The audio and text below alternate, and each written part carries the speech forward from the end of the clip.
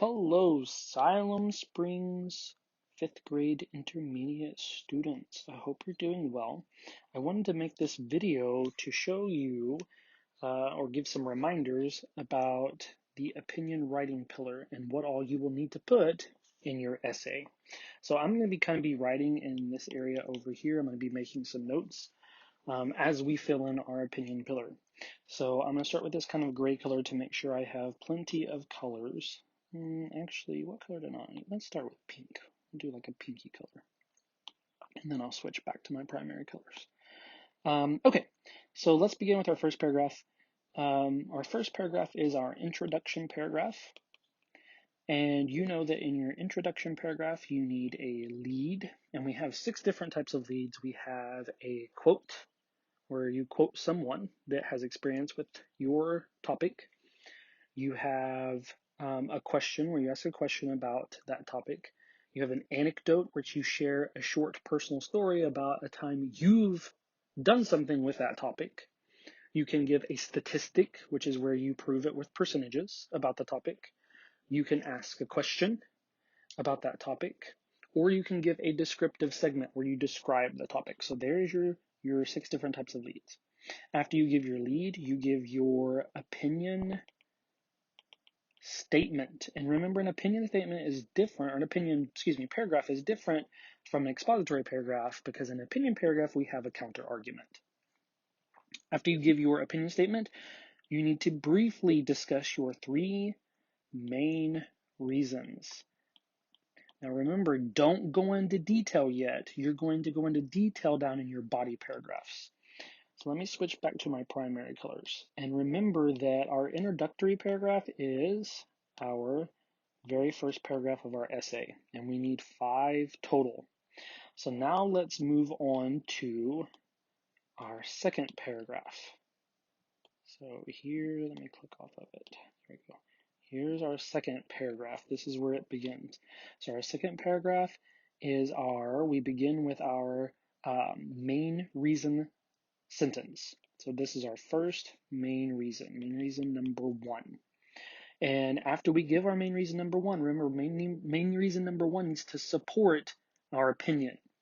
So then we give details that support our main reason. So here's detail 1, detail 2, detail 3, and detail 4. And remember, all of these support our main reason, which then supports our opinion statement. Okay, after we give our 4 details, then we give a quick final thought to this paragraph, just as a nice way to close it. So it's just one final sentence to wrap that paragraph up. So now we're moving on to our next paragraph, which is paragraph 3, but it's our main reason number 2. So remember, this main reason has to support our opinion statement.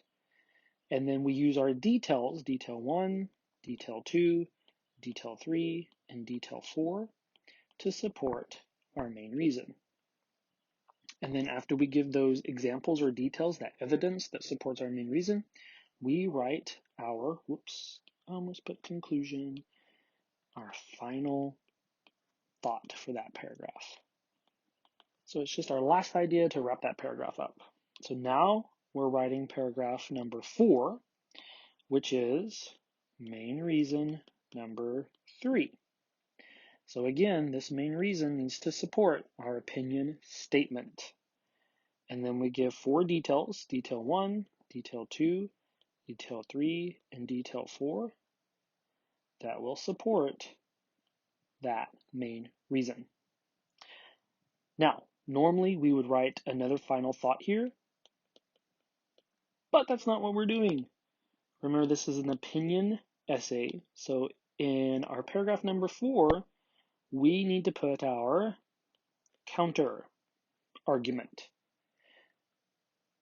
Now, some of you prefer to write your counter argument as its own separate paragraph. I'm completely okay if you do that, but just remember, if you do a counter argument as its own separate paragraph, you still need to give 4 details to support it. So it might be a little bit easier if you just make it your conclusion to this paragraph here, this number 4 paragraph. So Remember, a counter-argument is the opposite of your opinion.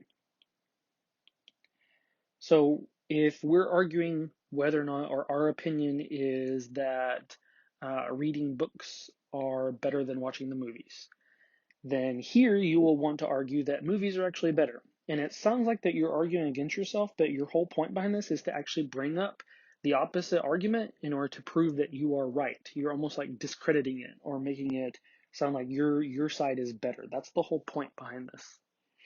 Okay, and then lastly, we have our concluding paragraph, our conclusion. And this is our fifth and final paragraph. And in the conclusion paragraph, we need to restate the following. We restate our opinion. Whoops, spelled opinion wrong. There we go. Restate our opinion. Restate our three main reasons. This is sloppy because for some reason my hand keeps bringing up the options menu and I don't know why it's doing that. And then lastly, we need to have our takeaway. Oh, that's sloppy. Take away.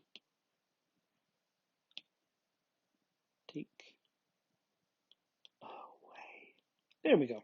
Takeaway. And remember, your takeaway is kind of like these final thoughts here and here. They're just your final thought about the entire opinion, not just that paragraph, but your entire essay. So now what I'm going to do is in this area right here, since we didn't use it, I'm going to put some other ideas that we might want to consider. So the first one being, remember to begin all your paragraphs, you need transition words. And your transition words, oh, that's sloppy, driving me crazy. Your transition words are meant to transition from one idea to the next.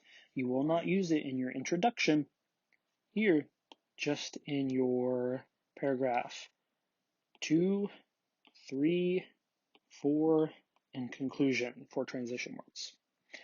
Also, don't forget to check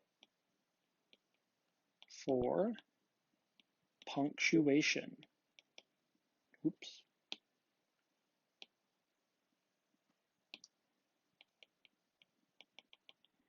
And punctuation is important because you need 5 to 6 sentences.